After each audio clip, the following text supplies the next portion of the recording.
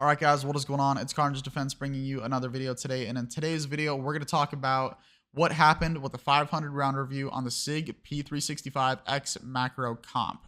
All right, so now that I've put about 500 rounds through this gun, I have a very good amount of pros and a very good amount of cons that I think are very important. And I think that you're going to want to pay attention to. This is just a quick reminder. If you guys haven't subscribed to my channel already, if you do like the content that you see, it would really mean the world to me if you could support me and just subscribe to the channel. It's free. It doesn't cost anything for you, and it really helps me out. It would mean the world to me. Thank you. Number one, and I said it in the initial video that I made. If you haven't seen it, go watch it. But my favorite thing about this gun is the modularity. I love the fact that everything on this I can swap out. That to me is a huge, huge pro. Plus the fact that it's compensated, which is also really, really good. And I will say, this compensator made this gun extremely pleasant to shoot.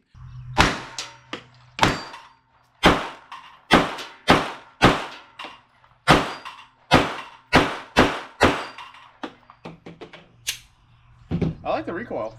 I put all 500 rounds through this gun in one day. If I tried that with a Springfield Hellcat Pro, I wouldn't be able to do it because that gun is not fun to shoot even a little bit. It is very, very hard on the hands. It has very not pleasant recoil. And this, in my opinion, is far, far more pleasant to shoot.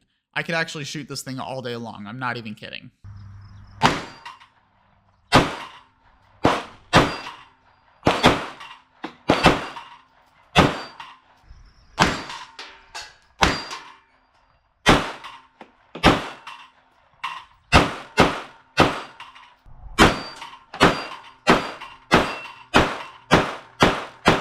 Another thing that I noticed, and I mentioned it also in the original video, I love this trigger, mainly because it's a flat face trigger and it doesn't have that safety in it.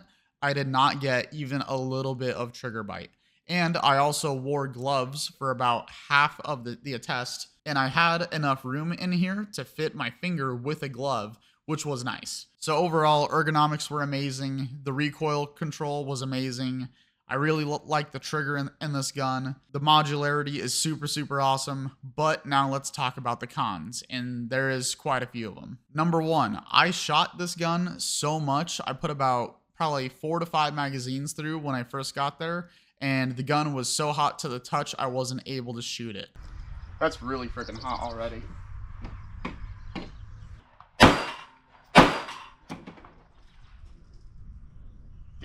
I'll just let that cool down. I actually had to let it cool off before I was able to pick it back up and continue to shoot.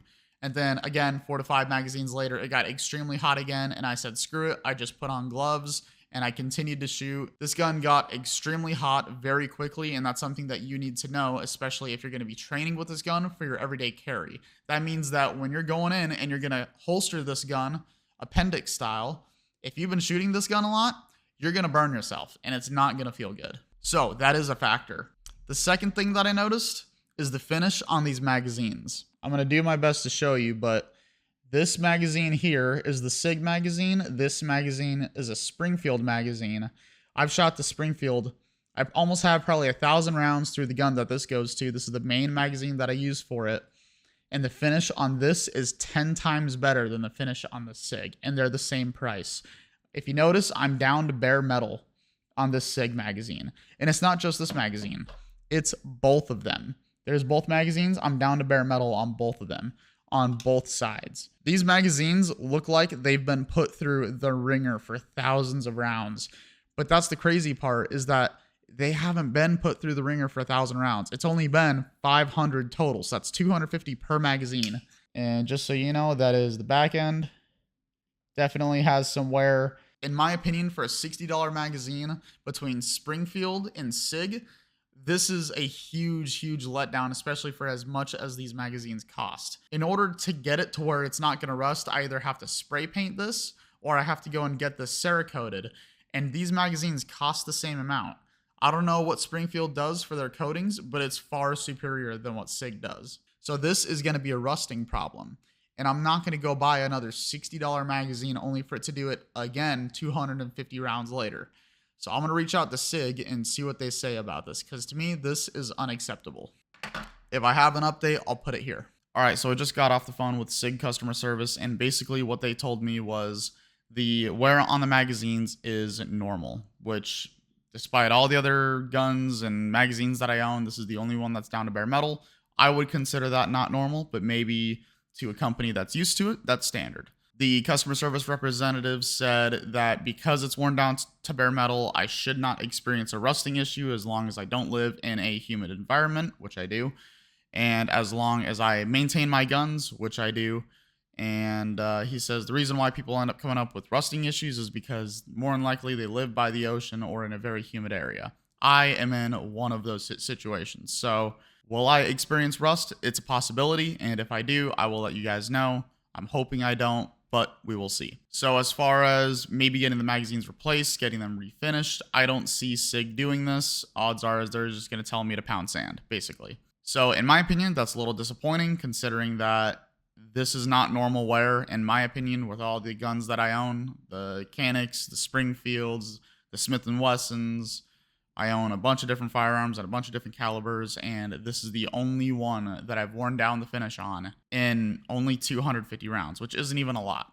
Not a fan of that. I think SIG definitely needs to work on getting a better coating and taking care of their customers when situations like this come up. I would consider that a recall because I shouldn't be having magazines that are basically brand new already down to bare metal. That is not good, in my opinion. Oh, I forgot to mention, he also told me that it's probably a good thing that it's worn down to bare metal because that means that the gun that I have is a very tight fit. I would say anytime that something is worn down to bare metal, whether it's a paint job, gun part, anything along those lines, I would consider that not good, but that's just my opinion. So more than likely, SIG will not take care of it, but at least you know now. That way, if you ever buy this gun and this happens to you, you know that they don't care. All right, that's my update. So that's the magazines. Now, as far as the compensator goes, I love the compensator. The recoil reduction was amazing, but, and this could be the ammo that I was shooting, this gun is very, very dirty and it has a ton of carbon buildup. I was actually getting chunks of carbon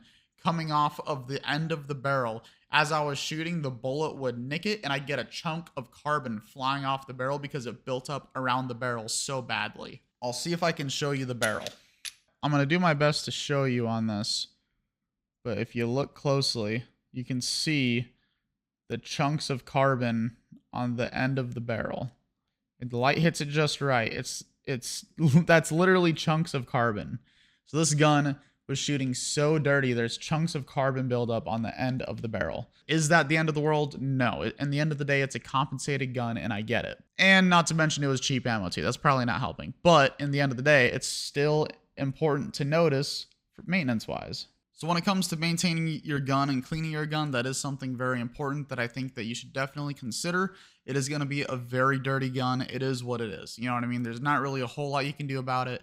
That compensator just makes it absolutely filthy. There is another thing about this gun that I don't like, and that is I was not able to be 100% as accurate as I wanted to be, or at least what I expected to be with this gun with the iron sights. For whatever reason, the iron sights on this gun are not great.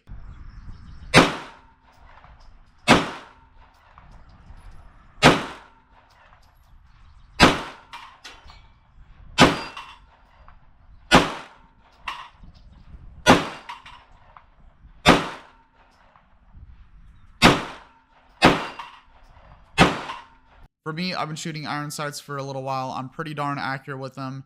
For the most part, you hand me a gun with iron sights, I'm almost guaranteed to hit what I'm looking at. And for whatever reason on this gun, accuracy was a problem. The iron sights on this gun was not great, or it could be the fault of the barrel or the ammo, but consistency was not on my side. It was very difficult to stay consistent, even at 15 yard shooting. I think it was like 8-inch steel gongs. It was pretty difficult to stay consistent with it.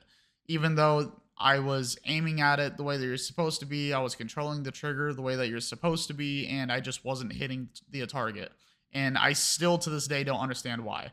So my game plan for this gun is I'm going to slap a red dot on it, and I'm hoping that a red dot will hopefully make it not necessarily more accurate, but more consistent, and take away the iron sight factor in it, because For whatever reason, these iron sights just do not work with me.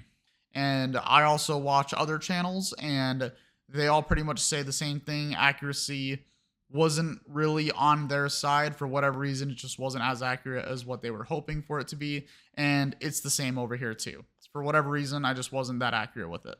As far as reliability goes for this gun was 100% reliable, even with cheap ammo. I was shooting, I believe, MagTech steel-cased 9mm ammo, and it worked 100% flawless. And yes, I was shooting 115 grain steel-cased ammo with a gun that's compensated. That's probably why it's as dirty as it is. But, you know, my goal here was to put 500 rounds through it and to see if I could come up with any issues at all, and I didn't.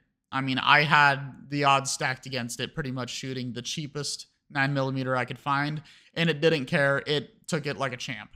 This gun was 100% reliable, and as far as SIG goes, that is a huge plus.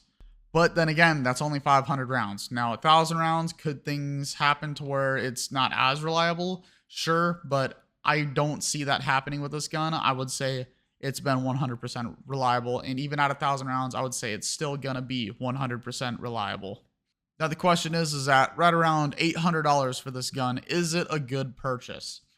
I would say for right around that price range, this is a very, very good gun to be at that price, right? It's pretty much the perfect concealed carry handgun. It's got the modularity behind it. It's got the compensator to help reduce recoil. It's 100% reliable. It's got a great trigger. Overall, I think it is an absolutely great purchase. Hopefully you guys did enjoy today's video. If you did, don't forget to drop a like and subscribe. I'd greatly appreciate it. It's Carnage Defense. Thank you again for watching, and I'll see you in the next one.